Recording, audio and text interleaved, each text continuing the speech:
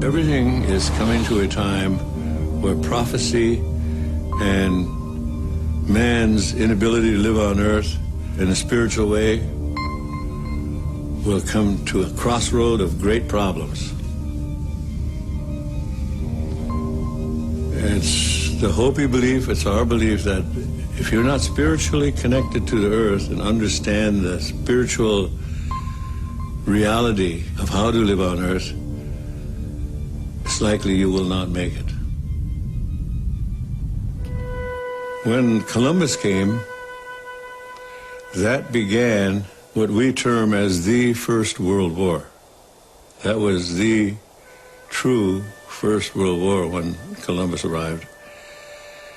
Because along with him came everybody from Europe.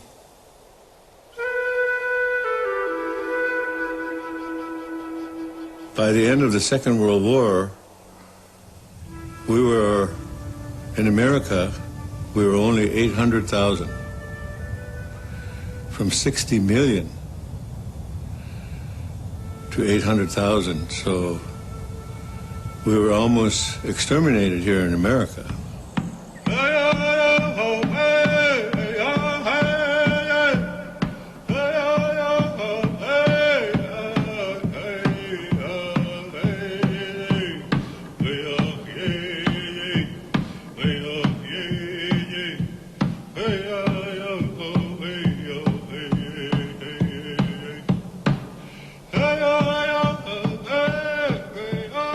Everything is spiritual. Everything has a spirit. Everything was brought to you by the Creator, the one Creator. Some people call him God, some people call him Buddha, some people call him Allah, some people call him other names. We call him Tonkashila, grandfather.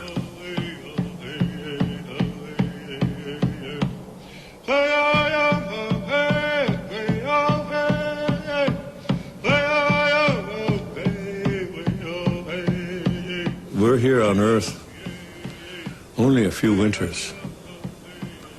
Then we go to the spirit world. The spirit world is more real than most of us believe. The spirit world is everything.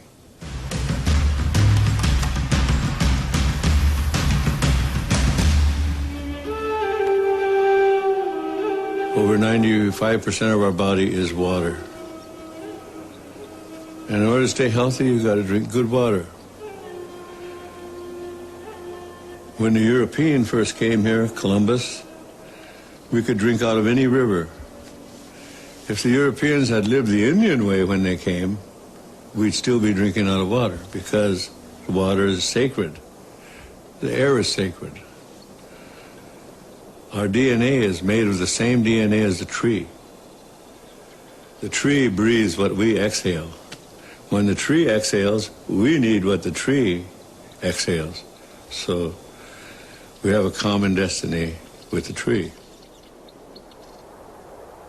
We are all from the earth. And when the earth, the water, the atmosphere is corrupted, then it will create its own reaction. Mother is reacting. In the Hopi prophecy, they say the storms and floods will become greater.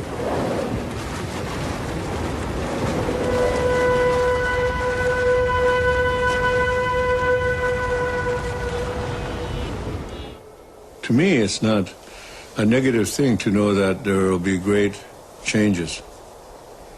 It's not negative. It's evolution. When you look at it as evolution, it's time. Nothing stays the same.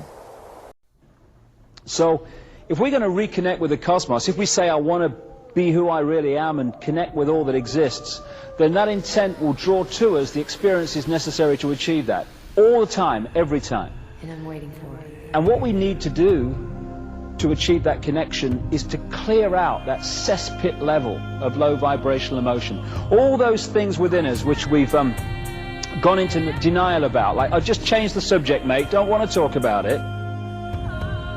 And so we draw into our lives people, experiences, what have you, that make sure that we can no longer do that. That this has to come out and be processed, and we have to clean out all this emotional debris that's disconnecting us from who we really are. And so if we're prepared to walk this journey, if we don't at that stage when the challenges come go, oh no, like spirituality but not that badly, thank you very much.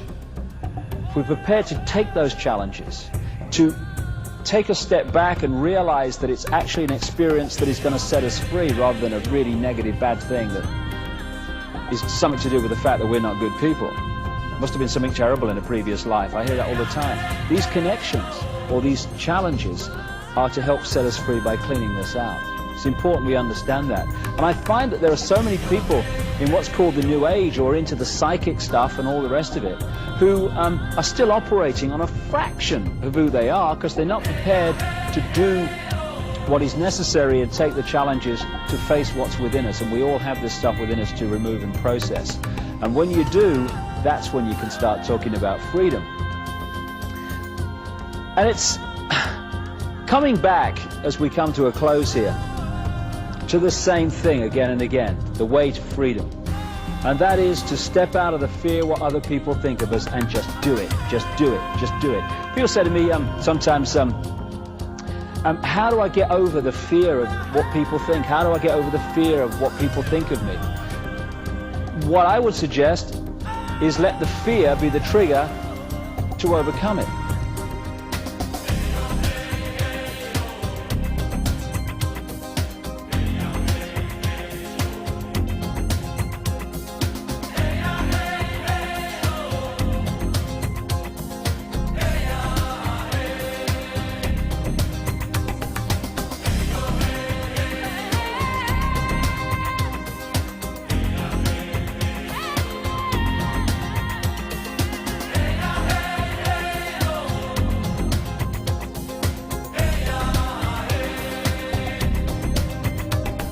So if you're in a situation where you're thinking, oh, well, I'd love to say this, but what will they think? Just say it. Just say it. If the people around you cannot respect your right to be you, then what are you worried about? What they think of you for? And if you're in a situation where I'd love to do this, this is what I like to do, but what will they think? Just do it. Just do it. Just do it. And when you get into that just do it mode, just do it mode, just do it mode, some very interesting things start to happen.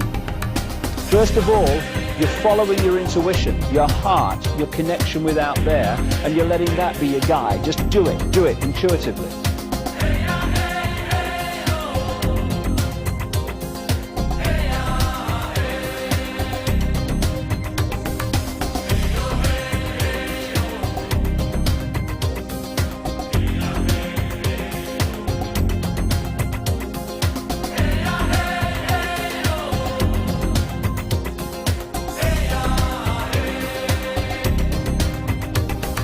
And after a while, and I've seen this in my own life, although the head is screaming, oh my God, what are you doing? Eventually, you start to realize that when you follow your intuition, although it might set up great challenges to start with, and you think, oh my goodness, what have I done? Eventually, you see that everything was exactly what was necessary to bring about a positive outcome.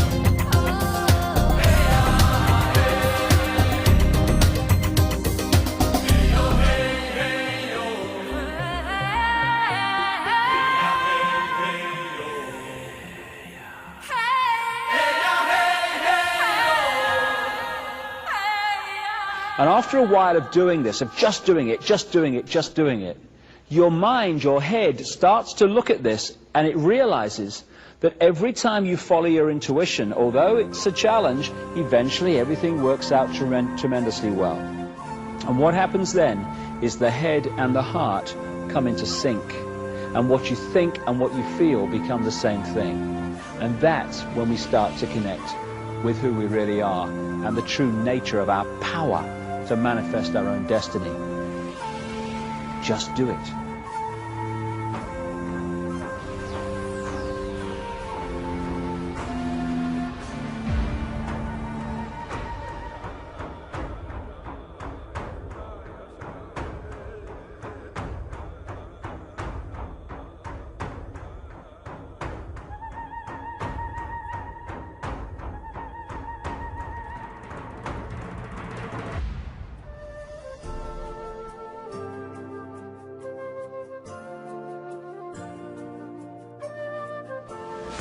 For me, what we call soul, the highest expression of ourselves, is pure love. I don't care who you are, what your background is, what you've done. I don't care if you're Henry Kissinger or George Bush or David Rockefeller or the Queen of England or any of these guys that have been manipulating the world and still are. At that level of yourself, you're pure love. Everyone is. But we can become disconnected from that level and manifest in that disconnection anything but pure love. But that's what we all are, all of us. And when we get disconnected, that's when the problems start, and the imbalances start, and the imbalanced behavior starts. When we're born into a physical body, if we maintain that connection with pure love, soul, then we have everything we need for a balanced life. We have the eyes and ears information coming in, telling us and giving us a fix about the world around us, and we have the connection with soul, the big picture, the intuition, mission control, which is guiding us from another perspective. We have both. Symbolically, it's like a spaceman on the moon, where you're in that big spacesuit, symbolic of the body, and you've got the eyes and ears information giving you a fix on what's happening on the moon around you. But you've also got mission control, the big picture, giving you the big picture guidance. This is what comes next, then do that, and this is what's next on the agenda. Symbolic of intuition. Imagine what would happen if someone came along and cut or dramatically reduced that spaceman's connection to mission control. Suddenly, this is the only information and the vague memory of what should have been happening at this time. They're the only fix we have on who we are and where we are. And that spaceman's behavior would dramatically change within seconds and minutes compared with what it would have been had mission control stayed in big picture contact. And that symbolically is what happens to us when we come into this world. When we're born, the conditioning starts, the programming starts to disconnect us from mission control, the big picture, soul. So the eggshells start. We start to be conditioned to see ourselves as either just a physical body or subjected to some God and what have you. The programming gets started from the moment we become conscious. A friend of mine once said something very true. If you're born to loving parents and they tell you that 2 and 2 equals 5, and then you go on to nice teachers and they tell you 2 and 2 equals 5, and then you go on to university and professors with letters after their name tell you 2 and 2 equals 5, all your peers around you are telling you the same because they've been through the same system. The media is telling you constantly 2 and 2 equals 5. It's no surprise that the vast majority of people go through their lives believing 2 and 2 equals 5. The conditioning of belief which disconnects us from who we really are. And if we can just break that eggshell and we can express the true nature of who we are and not live someone else's version of what we should be, when the eggshell cracks, we reconnect with mission control. And at that point, we taste freedom. And that is the challenge now that we all have, and the opportunity we all have. Chinese have a word that means both danger and opportunity. We're at the point now of that choice.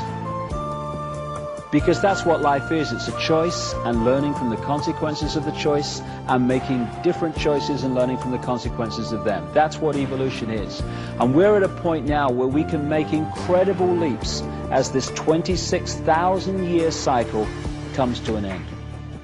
The next 15 years are going to transform life on Earth. They're going to transform the nature of our perception. They're maybe going to transform some of the physical Earth also. One thing's for sure, it's going to be one heck of a challenge. But no matter how challenging it gets, one thing remains constant. We live forever. We are everything, and everything is us. Whatever we're experiencing in this moment, it's just an experience. We live forever. And if we can hold that focus of who we are, we get out of ordinary little man and woman in the street, I've got no power, to I am everything that exists and I can manifest and create whatever I want. We are genius. We've forgotten we're genius.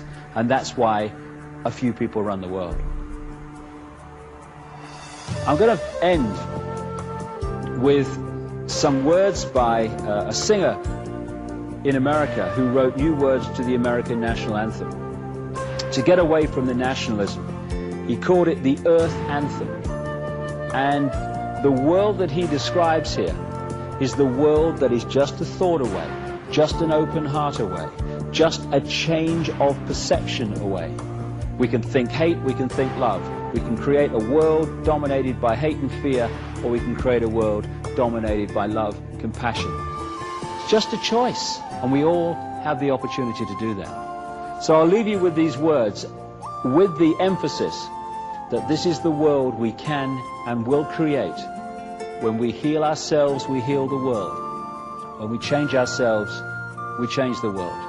When we love ourselves, we love the world. And when we love the world, it manifests in a very different form to the one I've been talking about these hours over these thousands of years of manipulation.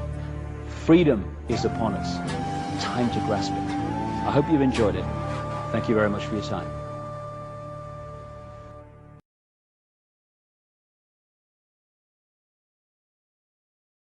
You should treat all things as spirit. Realize that we are one family.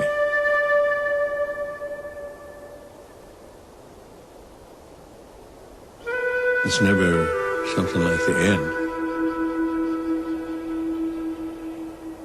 Just like life, there is no end to life.